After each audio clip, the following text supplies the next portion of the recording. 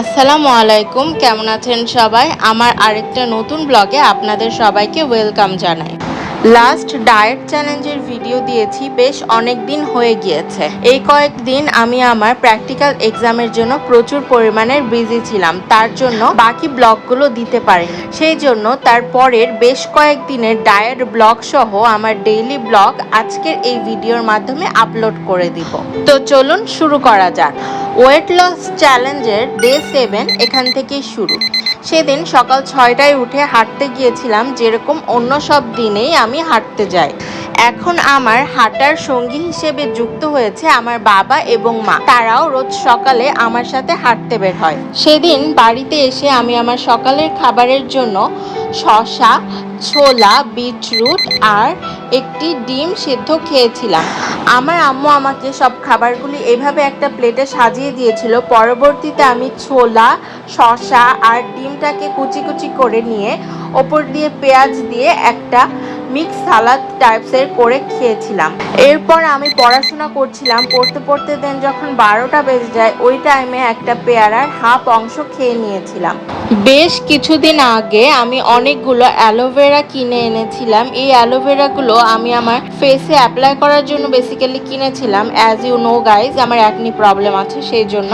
But somehow কোনো কারণে অ্যালোভেরাগুলো আমার ইউজ করা হচ্ছিল না, তো সেই কারণে ওগুলো ফ্রিজে পড়ে থেকে থেকে নষ্ট হয়ে যাচ্ছিল। সেই জন্য আমি সেদিন ভেবেছিলাম এগুলোকে আমি ব্লেন্ড করে এটার যে জুসটা সেটা আমি ফ্রিজে রাখবো, যাতে করে নেক্সট ডে হেয়ার কেয়ার হোক বা ফেসিয়াল যে কোনো কেয়ার হোক সেটাতে আমি এই অ্যালোভেরা জেলটা ইউজ করতে পারি। তো সেটা করার পর দুপুরের খাবার আমি খেয়েছিলাম। সেদিন হচ্ছে আম্মু আমাকে একটা মুরগির লেগ রান্না করে দিয়েছিল, ওইটা জাস্ট দুপুরে খেয়ে নিয়েছি।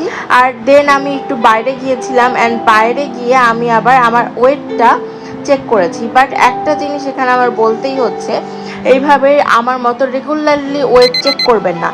এতে করে যখন দেখবেন ওয়েট কমছে না, তখন আপনাদের মোটিভেশন ব্রেক হয়ে যাবে। তো ওই দিন রাতে আমি ওটসের সাথে দুধ দিয়ে ড্রাগন ফ্রুট দিয়ে খেয়েছিলাম, আর খেয়েছিলাম একটু শাক। এটা কি শাক আমার ঠিক মনে নেই, তবে এই শাকটা খুব বেশি তিতা ছিল, অ্যান্ড এটা আমি খেয়েছিলাম বেশ অনেকটাই। যেহেতু এখন ভাতটা তেল সব কিছু খাচ্ছি না, তো শাক টাক এইসব খেয়ে বেঁচে থাকতে হবে। এরপরে ডে 8-এ গিয়ে আমি মর্নিংয়ে ছোলা, ডিম খেয়েছি, সাথে একটা আধা পেয়ারা আর চা খেয়েছি। দুপুরে খেয়েছিলাম শাক আর ডাল দিয়ে মিক্স একটা সবজি, যেটার মধ্যে লাউও ছিল।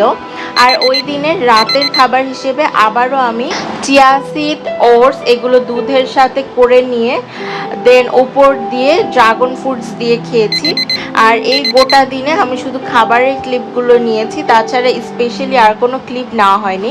আর বিলিভ মি, এই যে খাবারটা আমি দেখাচ্ছি এটা যে এত বেশি টেস্টি খেতে, ডায়েটে অবশ্যই এই খাবারটা খেয়ে দেখতে পারেন।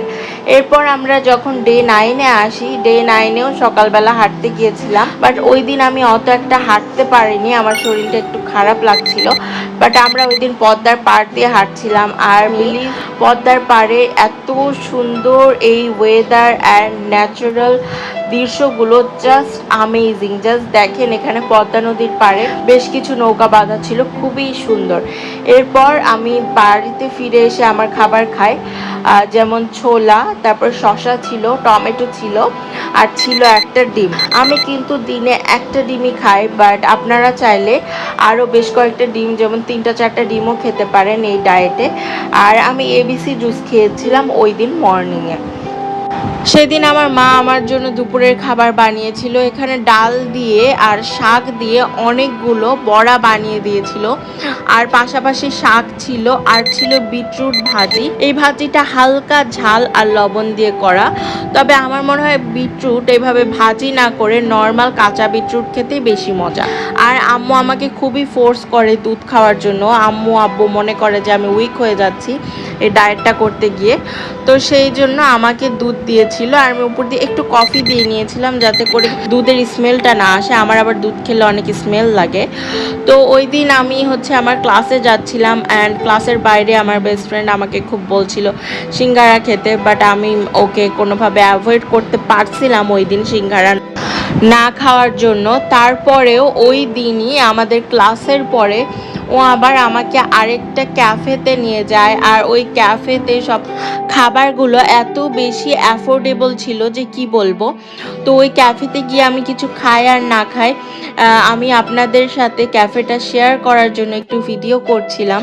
ক্যাফেটা অনেক বেশি দারুণ, ফ্রেন্ডসরা মিলে ওই ক্যাফেতে বসে থেকে কিছু খাওয়ার জন্য খুব বেস্ট একটা জায়গা আমার মনে হয়েছে।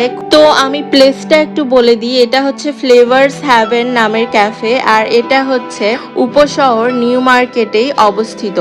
আর এটার ভেতরের অ্যাম্বিয়েন্সটা দেখেন কত সুন্দর, একটা ফ্যামিলি ফ্রেন্ডলি জায়গা। তো ওখানে আমরা 30 টাকার স্যুপ অন্থনটা অর্ডার করেছিলাম, যদিও আমি এখানে কিছু খাইনি, জাস্ট আপনাদেরকে দেখানোর জন্য ভিডিও করছি। এই স্যুপ আর অন্থনের দাম অনলি 30 টাকা, বাট এটা খেতে তেমন একটা খারাপ লাগেনি, খুব ভালো লাগছিল। আর অন্থনটা তো খুবই মজা ছিল।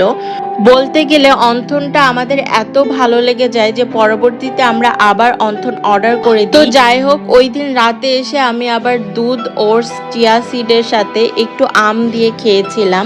অ্যান্ড দুধ ওটস চিয়া সিড এই খাবারটা আমার তো ফেভারিট। এরপরে ডে 10-এ আবার আমি সকালবেলা শসা, ছোলা, একটা ওটস দিয়ে ডিমের অমলেট আর চিয়া সিড লেবু দিয়ে পানি দিয়ে খেয়ে দেন আমার কলেজের উদ্দেশ্যে চলে আসি। আর গাইজ, ওই দিন আমি কলেজে হেঁটে গিয়েছিলাম, যেহেতু ওই দিন সকালে আমি হাঁটতে বের হতে পারিনি। তো আমি ঠিক করেছিলাম ওই দিন আমি কলেজে হেঁটে যাব। অ্যান্ড আমার বাড়ি থেকে কলেজ কিন্তু অনেক দূরে, অনেক দূরে বলতে অনেকটাই দূরে। অ্যান্ড ওই জন্য আমি একটা কমফোর্টেবল জুতা পরে গিয়েছিলাম। তারপরে কলেজের ঠিক সামনে গিয়ে আমি আবার ওই জুতাটাকে চেঞ্জ করে আমার কলেজের জুতাটা পরে নিই। অ্যান্ড ওই দিন কলেজ করে বাড়িতে আসার পর আম্মু আমার জন্য হাঁসের মাংস দিয়ে ডাল করছিল, আর এই ডালটা আমি শসা দিয়ে খেয়ে নিয়েছিলাম। যদিও ডালটা অনেক বেশি টেস্টি হয়, তারপরে হাঁসের মাংসের জন্য আরও বেশি টেস্টি লাগছিল। এই ডালটা কিন্তু সম্পূর্ণ তেল ছাড়া রান্না করা। দেন ওই দিন রাতে আমি জাস্ট গ্রিন টি খাইছিলাম। অ্যান্ড ওই দিন রাতে আমি অনেকগুলো মুভি দেখছিলাম, তার মধ্যে আমি অবসেশন মুভিটা অ্যান্ড স্পাইডারম্যান মুভিটাও দেখেছি। অ্যান্ড এই মুভিগুলো আমি বসে বসে দেখতে দেখতে আমার সেই দিনের রাতটা পার করেছিলাম। তো এভাবে আমার টোটাল 3 দিনের ডায়েট ব্লগ বলেন বা ডেইলি ব্লগ যেটাই বলেন, সেটা আমি আপনাদের সাথে আজকের এই ভিডিওর মাধ্যমে শেয়ার করলাম। আশা করি আপনাদের ভালো লেগেছে। ভালো লাগলে লাইক, কমেন্ট, শেয়ার করতে ভুলবেন না। আর পরবর্তী ভিডিও পর্যন্ত আমার পাশে থাকার জন্য চ্যানেলটা সাবস্ক্রাইব করে রাখবেন। আজকের ভিডিওটা এই পর্যন্তই। সবাই সুস্থ থাকবেন, ভালো থাকবেন। আল্লাহ হাফেজ।